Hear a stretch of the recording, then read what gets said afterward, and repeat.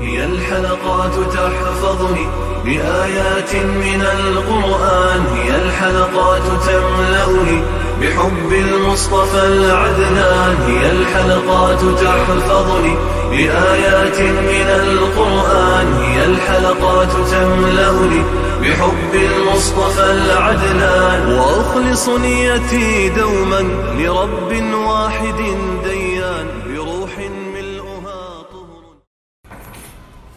Sure Kasas tefsiri 33. ayetten başlayıp okuyumuz inşallah. Bismillah, elhamdülillah, ve salatu ve selam ala Resulillah.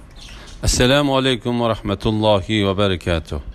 Tövende dehtanlığa İbn-i Kethir Rahimahullah'ın Kur'an-ı Kerim tefsiri Uygurca tercümesi Kasas suresi 33. ayetinden başlayıp okuyumuz inşallah. Euzubillahimineşşeytanirracim.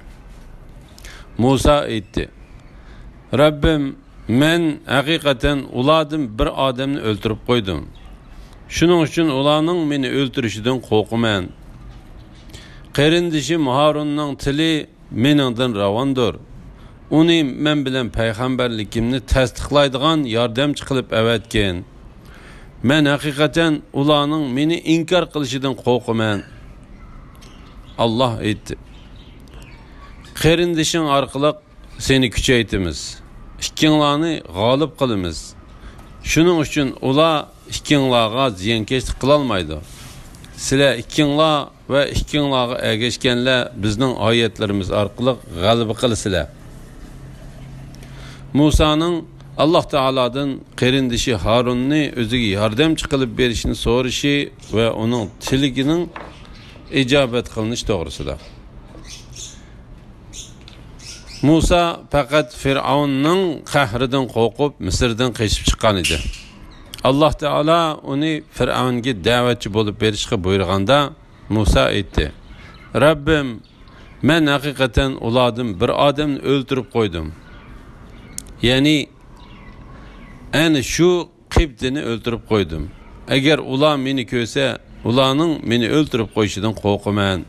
Qarindishim Harunning tili meningdan ravandir. Bu ish mundaq edi. Musa alayhissalomning tili so'zlashda ig'ir edi. Bunun sebebi u kichik vaqtida oldiga bir tal cho'g' bilan bir tal xormini tashlashga qo'yilganda, bir tal cho'g' bilan bir tal xormini tallashga qo'yilganda, u cho'g'ni ilib eg'iziga sağan edi. Shuning bilan so'zlashda uning tili ig'ir bo'lib qoldi.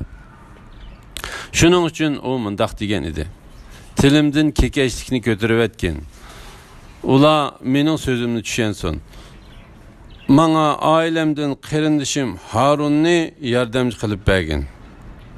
Uning bilan meni texmi kuchaytgan. Mening ishimga uni sherik qilgan. Ya'ni sen meni buyurgan bu büyük ishda payg'ambarlikni va da'vatni bu hakavor, zalim, haq qarshi podshohga yetkazish yo'llaridagi ig'irchiliklarga bardoshlik berishda u manga ham nafas bo'ladi. Shuning uchun u mundaq deydi: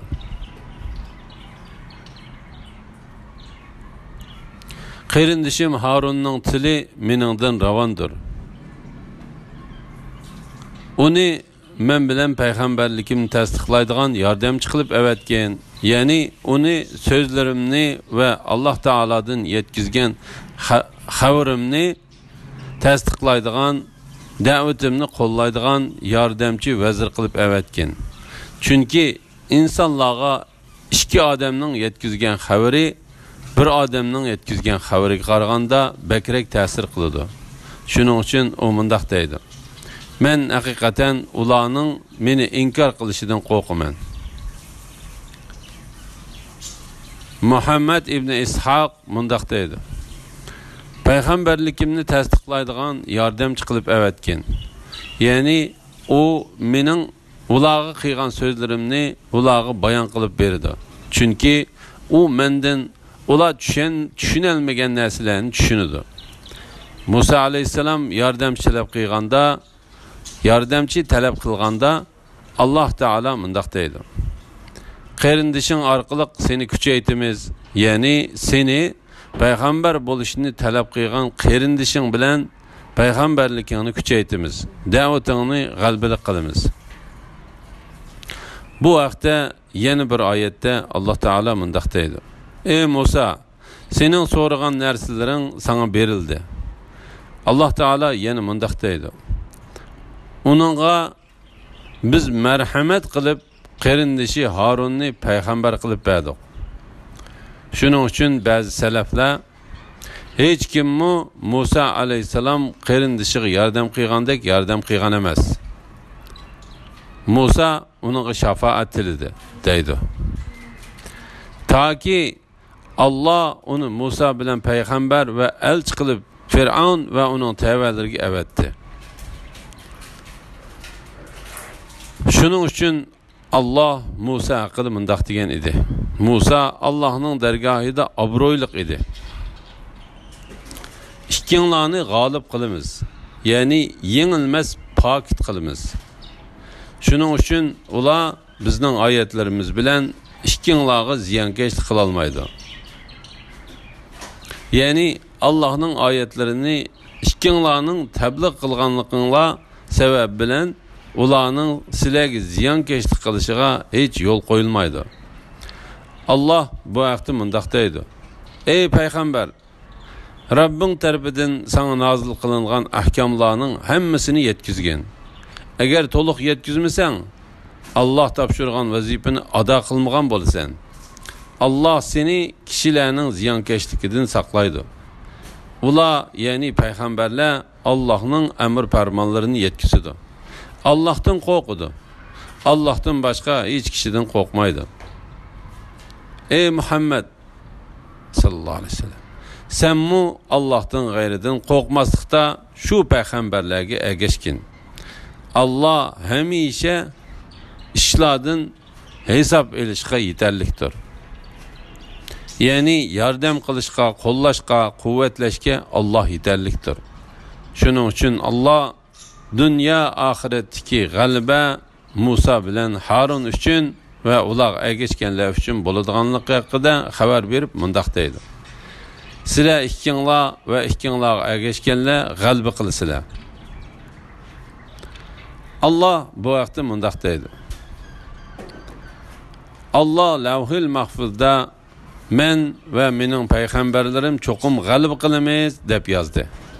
Allah hakikaten güçlüktür, galiptir.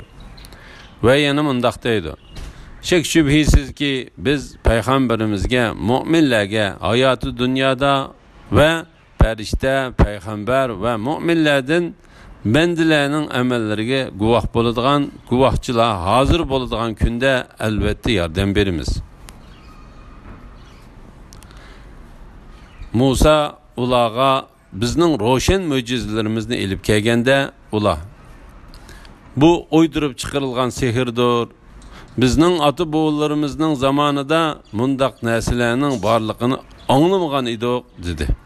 Musa aytdi: Rabbim, o'zining dargohida kimning hidoyat elib kelganligini, oxiratning yaxshi oqibatiga kimning ega bo'ladiganligini obdan biladi. Zalimlar Allah Teala'ga yalganını çaplığı çıpıp facirla çokum muvaffakiyet kazanılmaydı.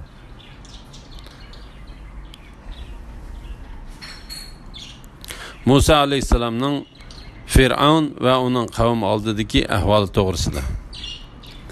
Allah Teala bu ayetlerde Musa Aleyhisselam bilen qarindişi Harun Aleyhisselam'ın Fir'aun ve onun devlet erbaplarının aldığı berip özlerine Allah tarafından verilgen Allah Teala'nın bar ve birlikini itiraf kılış, Allah Teala'nın emir parmanlarına ergişiş hakkında o ikisinin Allah Teala tarafından yetkizgen davetinin rast ikenligini gösteren müstehkem delillerini, galip mucizelerini Fir'aun'a tanıganligini xabar qiladi. Buni Fir'aun ve onun devlet erbapları öz ko'zlari bilan ko'rgan. Onun Allah tarafidan ekanligiga jazm qilgan ve ishongan chaqda ularning kufrligi haddidan eshib haq bilan qarshilashishga, bo'hton chaplashga burilib ketdi. Ayni shu ularning haddidan oshganligi va haqqi agishishdan takabburlik qilganlik uchundir. Ular bu o'ydirib chiqilgan sehrdir dedi. Ya'ni yasab chiqilgan sehrdir. Ular Musaga hilm-fikr, yüz obro'y bilan qarshi chiqmoqchi bo'ldi. Bu qilmishlarining ularga qilch foydasi bo'lmadi. Bizning ota-bobolarimizning zamonida mundaq narsalarning borligini anglamagan edik. Ya'ni ular hech shirki bo'lmagan yolg'iz Alloh taologa ibodat qilish degan bundaq ishning borligini anglamagan edik. Biz ota-bobolarimizdan biror odamning bu dinda ekanligini ko'rmadik. Biz faqat kishilarning Allohga boshqa ilohlarni shirik qilganligini bilamiz dedi. Musa alayhisalom ularga javoban mundaq dedi. Rabbim o'zining dargohidan kimning hidoyat ilib kelganligini, oxiratning yaxshi oqibatiga kimning ega bo'ladiganligini obdan biladi. Ya'ni Alloh men yoki sizlardan kimning hidoyat ilib kelganligini obdan biladi. Kelgisida aramizda adil hukm chiqirdi va kimning yordamga, zafarga va qo'llashga erishadiganligini mu obdan biladi. Ular cho'qim muvaffaqiyat qozona oladi. Muvaffaqiyat qozona olmaydi. Ya'ni Alloh taologa shirik keltiruvchilar oqibat g'alaba qozonmaydi. G'alaba qozona olmaydi. Fir'aun aytdi: "Ey kattalar, men o'zimdan boshqa yana bir ilohning borligini bilmayman. Ey Haman, mening uchun pishqish pishirib, egiz bir bino sog'in. Men Musaning ilohini ko'rishim mumkin. Men haqiqatan uni osmonda bir Rabba, bir yaratquchi bor degan davosida yolg'onchilardan gumon qilaman." Fir'aun va uning qo'shini Misr zaminida zulm qilib, iymon etishga bo'yin tovliq qildi. Ular o'zlarini biz tarafga qaytarilmaymiz, ya'ni qiyomat va qayta terilish yo'q, hisob ilinishmi, jazo tortilishmi yo'q deb gumon qildi. Biz Fir'aunni va uning qo'shinlarini jazoladik. Ularni dengizga tashlab etdik. Ya'ni ularni dengizda g'arq qilib etdik. Ulardan bir odammi saqqog'ini yo'q. Ey Muhammad sallallohu alayhi vasallam, zolimlarning oqibatining qandoq bo'lganligiga ibrat ko'zi bilan qarag'in. Ularni biz davzaqqa undaydigan peshvolar qildik. Ya'ni ularni biz dunyoda gumrohlar egishadigan kufrning boshliqlari qildik. Qiyomat kuni ular yordamga erisha olmaydi. Ya'ni qiyomat kuni ulardan azobni dab'i qiladigan madadkor bo'lmaydi. Ularga bu dunyoda la'natni egishtirdik. Ya'ni ularga bu dunyoda Alloh, farishtalar, mu'minlar la'nat o'qiydi. Qiyomat kuni ular Allohning rahmatidan yiroq qilinguchilardir. Fir'aunning cho'ngchilik qilishi va uning yomon oqibati to'g'risida. Alloh Fir'aunning kufrlik qilganligi, chekidan oshganligi va o'zini iloh qilib ko'rsatishda yolg'onni to'qib chiqqanligi haqida xabar berdi. Alloh taolo Fir'aunga la'nat qilsin. Alloh taolo bu vaqtda mundaq deydi: Fir'aun qavmini go'llaganlikdan qavmi uningga itoat qildi. Chunki u ularni o'zining iloh ekanligini e'tirof qilishga chaqirganda, ular aqlning kamligi va zehnining ojizligidan uni qabul qildi. Shuning uchun u: "Ey kattalar, men o'zimdan boshqa yana bir ilohning borligini bilmayman" dedi. Alloh taolo onundan xabar berib mundaq deydi. O sehrgarlarni, askarlarni, təvələrini topladı, hem nida qılıb dedi. Men sizlarning büyük Rabbinglar bo'laman. Allah onu dünya ve ahiretning azobi bilan jazoladı. Şek şübhesiz ki Allah'tan qo'rqadiganlar buningdan ibret aladi. Yani o kavmini yığıp ularga yuqur ovoz bilan ilah davosidagi so'zini ochiq qildi. Ular quloq salgan ve itoat qilgan holda uning ilahlik davosini qabul qildi. Shuning uchun Allah onundan intiqam aldı ve başqalar uchun uni dünya ve ahirette ibret ilişki tegishli qildi. Texib Fir'aun bu sözünü Musa'ga qartib mundaq degan edi. Eğer menden gayrini ilah qilib oladigan bo'lsang, seni cho'qim zindonga tashlayman. Ey Haman, mening uchun qish pishirib, egiz bir bino sağın. Men Musa'nın ilahini görüşüm mümkün. Yani Fir'aun özünün veziri, təvəsidikilərini başqurğucu, devlet məsləhətçisi Haman'ni öz üçün pişirib, nəhayət egiz ve yüksek bir qasr selişki buyurdu. Bu vaxtda Allah mundaq deydi. Fir'aun veziri Haman'a, ey Haman, bana bir egiz bina sağın. Onun bilen men darvozalarga, osmonning darvozalarga yetishim mumkin. Shuning bilan men Musa'ning ilahini ko'ray. Men haqiqatan Musa'ni yolg'onchi deb gumon qilaman dedi. Fir'aunga uning yomon amali shundoq chiroyli ko'rsatildi. Fir'aun gumrohligi tufaylidan hidoyat yo'lidan man'i qilindi. Fir'aunning hiyla-mikri faqat bekordir. Şunun bilen Fir'aun dünyada en egiz qasrni bina qildi. Bunun bilen o faqat təvəsidikilərə Musa aleyhisselamның Fir'aundan başqa bir ilahның barlığına qılğan dəvətində onu yalğançı qılıb göstərishni irada qilgan idi. Şunun üçün o, men haqiqatan onu yalğançılardan gumon qilaman dedi. Yani onun menden başqa bir ilah ba degan davosida uni yolg'onchi deb gumon qilaman.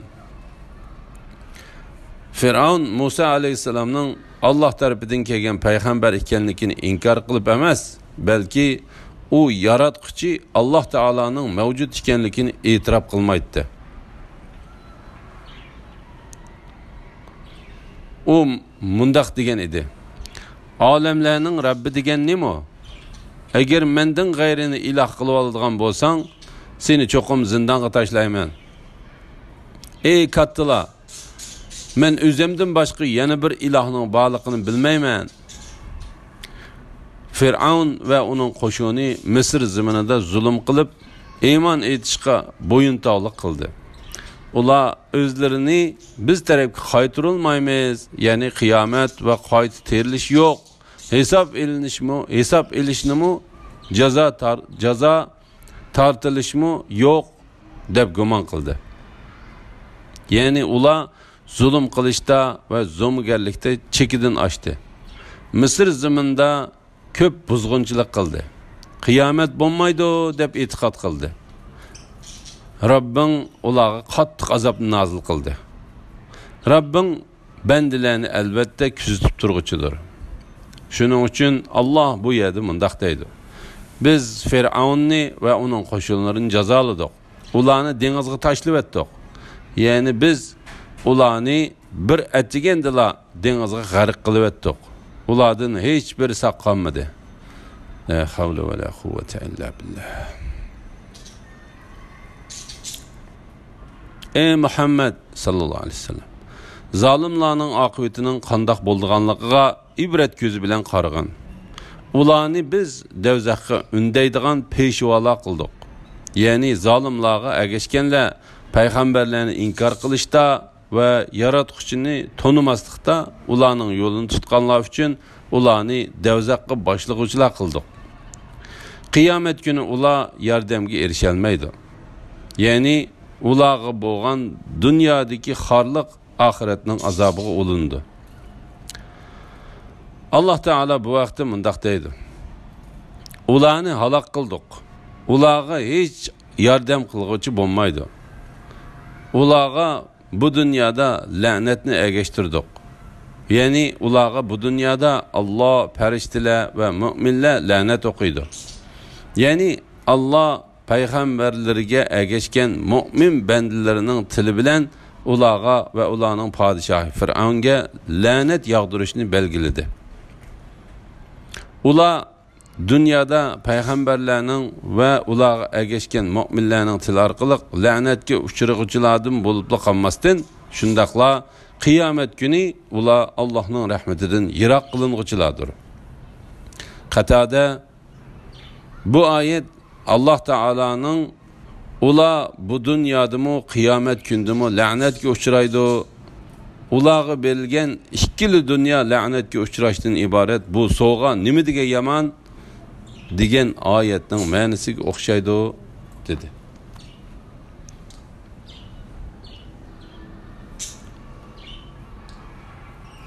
Şübhesiz ki biz Nuh'ның qavmi Ad, Samud ve Lut'ның qavmi qatarlıq ilgirki ummatlarni halaq qilgandan keyin kişiler yani Bani İsrail'nin dillariga haqiqatni ko'radigan nur berib, ularga hidayet ve rahmet qildik. Ular va'z nasihat olsun deb Musaga kitobni, yani Tavratni berdik. Allah Teala'nın Musa aleyhisselam'a in'am qilgan ne'matlarning bayoni to'g'risida. Allah özünün bendisi, peygamberi, söhbet dişi Musaga onunla Rabbi tarafından en evzel merhamet ve salam olsun. Firavunni ve onun qo'shinini halak qilgandan keyin Tavratni nazil qilganligidan iborat in'amni xabar qildi. Nuh'ның qavmi Ad, Samud ve Lut'ның qavmi qatarlıq biz ilgirki ummatlarni halak qilgandan keyin, yani Tavratni nazil qilgandan keyin birer ummatni umumyuzlik jazolamadi. Belki mu'minlarni Allah Teala'nın düşmanları bo'lgan mushriklarga qarshi jihad qilishga buyurdi. Allah Teala bu vaqtda mundaq deydi. Firavun hem onundan ilgirkiler ve şehirleri dümkümtürlü etilgenler, yani Lot kavmi hata işlerini kıldı. Ula Rabbinin peygamberige asilik kıldı. Şunun bilen ulanı Allah qattiq cezaladı. Kişiler yani Bani İsrail'nin dilleriga hakikatini körüdüğün nur berip, ulağa hidayet ve rahmet kıldık. Yani ulanın körlükten, gumraklıktan kutulsun üçün dillerini yoğurtadığan nur Tavratını berdik. Ulağı rahmet kılıp hakka hidayet kıldık. Yani yaxşı amel kılışqa Tavrat'ta yol gösterdik.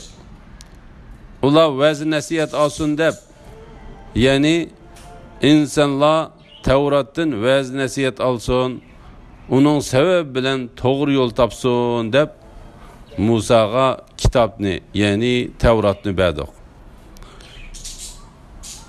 Elhamdülillah. Yukarıda Sure Qasas tefsirinden 43. ayetkiçe anladınlar. Ahirini keyin qitimliq o'qishimiz davomlashtiramiz inşallah. Ve sallallahu ala Muhammed ve ala alihi ve sahbihi ecma'in. Esselamu aleyküm ve rahmetullahi ve berekatuhu.